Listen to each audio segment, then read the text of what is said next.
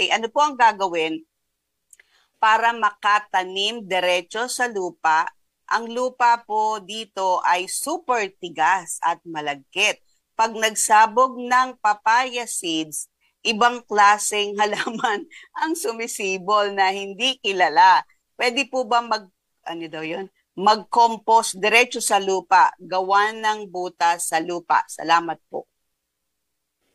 Pwede naman po yung magbubutas po kayo, gagawa po kayo ng parang compost pit dyan. Pwede naman po yun. Pero kung gusto naman po ninyo na magtanim agad ng halaman sa mga ganyang klase ng lupa, ang gawin po ninyo, humukay na po kayo ng mga, depende po sa itatanim nyo.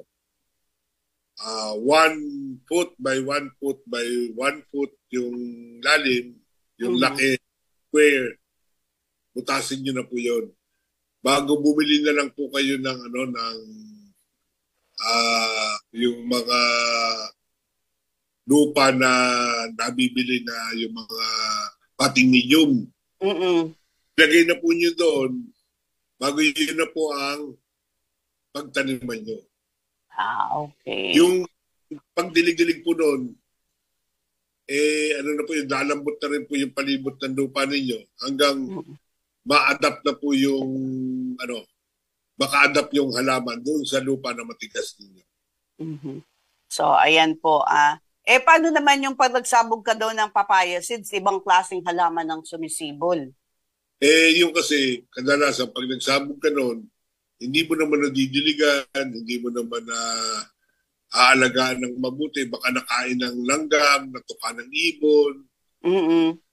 Makikita mo na lang, may tumutubo, akala mo yun na yun.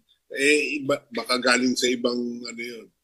Ibang naglaglag. Ibon. Baka iniisip ko naman, baka naman yung nabili nyo pong buto, hindi po pala talaga papaya. Hindi. So, yun lang. Pag daw nagsabog ng seeds ng papaya, ibang halaman ang sumisibol, hindi niya daw kilala.